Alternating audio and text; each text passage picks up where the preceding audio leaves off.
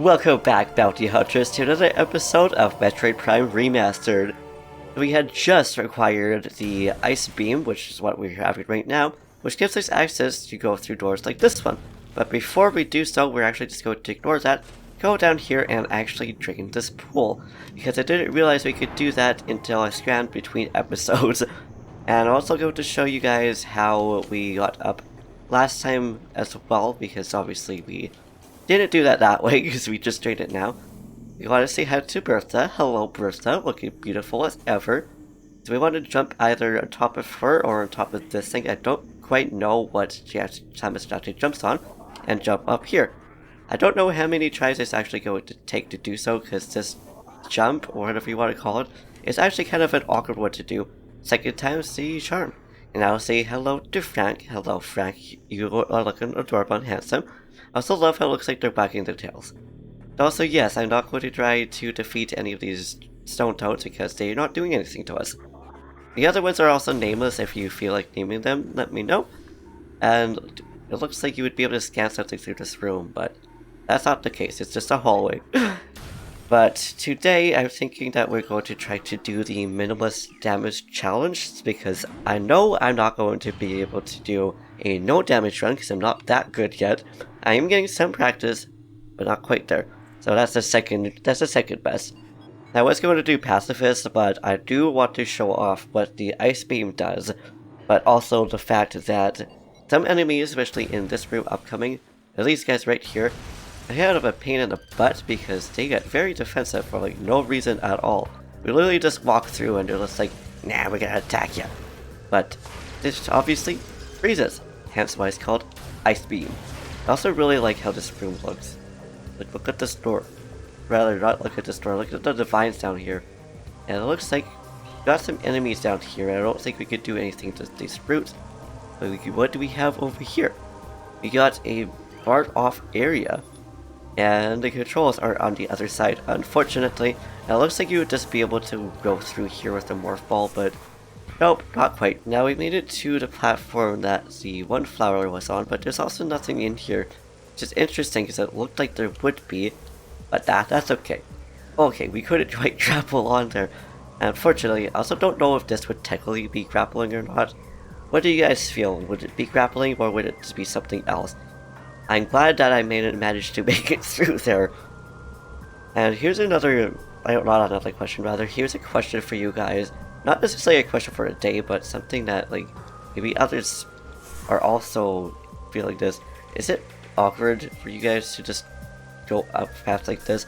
So you would think you would have to hold up, but you actually need to hold left or right, whatever direction you're going through. The wall shows rapid weakness due to severe water saturation. So can we blow this up right now? That's the question. I don't think so, because I think that is for the next morph ball upgrade.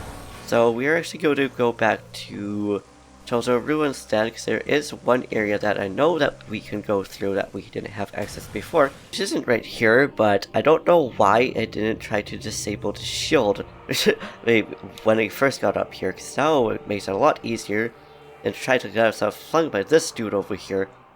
But okay, the Chozo ghosts are back. This is actually something that I was going to bring up as well. That last episode we actually fought these guys, but we need to use a charge beam in order to attack them. I'm kind of curious to know if these guys are cold to the touch, or if we could actually if we could actually touch them or not. I also don't know why these guys are necessarily showing back. I'm guessing it's just because, well, it feels like they're trials that left behind for Samus to defeat, something like that, because we didn't have access to any of this before actually attacking them. And ow! So actually, another question I have for those as well. Since we need to defeat them by using the charge beam to get like the electrical wave damage on them, I wonder if these guys are also electricity. Because it kind of feels like it would be like it's their way of grounding themselves or something like that. And that should be the last one because I don't see the other ones. So those things are just fascinating to me. And I believe we went through we didn't go through this door. Oh, that's right, because we didn't have the ice beam when we first went through here. So I'm glad that we actually went back there to check things like this. I wonder if this is just going to have us wrap around to the main area. We made it through the furnace, which actually just realized it has more than one new enemy in here. So obviously there's these guys, which I don't know why I am trying to attack them with everything that is not going to be doing damage to them, but it's fine. But we got these guys up here, which I don't believe we actually scanned before. So plated parasite. Hardy member of parasite family, invulnerable to most weaponry. A cousin to the parasite, these creatures are known for their amazing resilience. Field studies suggested there's weakness to morph ball delivered weapon systems. Interesting. So I'm guessing that's why they're up there, and I'm also guessing we are also able to just avoid attacking these guys as well. And I love how we never actually accessed the furnace this way. I just love how it looks. And owie! Okay, that did take a little bit, but I like how it's like they were just so trolly, and I don't really know why they was like they had to be so trolly. I wonder if jumping down here is what we want to do, or if maybe there was like an upgrade or something like that that we could have got if we had stayed up there. I don't know, but we can go back though, which is nice. Oh, okay, never mind. We actually just apparently just going through the right way, just dropping down. I still wonder if there's something up there we can get. It's fine, I could just explore between episodes just to make sure. I don't think so, because it didn't really look like it. So we move on, and let's see where this ends up bringing us. I love how the blue doors can just be opened by literally any weapon, not just the charge beam. Okay, so I made it back to where I wanted to go, and I love how there's literally just like Chozo ghosts littered everywhere after defeating the one, and I wonder what caused them to suddenly just spawn everywhere. Is it maybe they're angry that we got the ice beam, or is it maybe just because they just kind of sense that Samus is here? Now that's a question for you guys. Does anybody actually know the reason why? And I'm glad that we're able to get that one through. It's so fun just to be able to actually stun these guys as long as we don't get through the wall like this, but we're still somehow damaging it. We're still somehow causing damage to it, even though it's actually just through the ground. That's why I love just defeating enemies in this game sometimes, because sometimes there's actually logic in how we manage to damage them, and other times not so much. Where did this last one go? Dude, come back! Now with them out of the way, I know that we can go up here now. I'm guessing this is where we want to go in the first place, although which side do we want to go up, I don't really know. And I wonder if this is going to then give us an upgrade or something like that. And it does! It gives us a Mistile expansion. I also don't know why I keep calling the expansions upgrades. I guess technically they are, but at the same time that's not quite correct. I don't think we can actually like jump over there. That really answered my own question. Now we latch on as I almost fall off. Apparently we now have incoming scanning, even though I'm pretty sure I'm going the way that it wants us to go in the first place. But let's find out. Oh, yeah, it wants us to go all the way to the gravity chamber, but it's fine. We're just kind of going, game. Just let us be. Just let us do our thing. Oh, there's so many ways I'll be able to switch these weapons. I love it so much. I really love how there's different kind of beams, and I don't know why I keep wanting to call them all charge beams. I have a feeling there's probably a boss in the Tower of Light.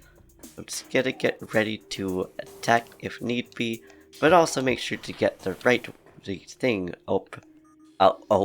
Oh, these pillars. The fractured surface was Brimstone pillar. Okay, does that mean we can then destroy them? Guessing we want to go in here in order to get access to where we need to go. And then we got these little cute things. The Oculus, wall crawler that generates electric pulses. The Oculus exposes a single eye when inactive, or when active rather. The electrical field covers it enough to deter the predators. If the Oculus detects anything capable of presenting a real threat, it retracts into its impenetrable shell.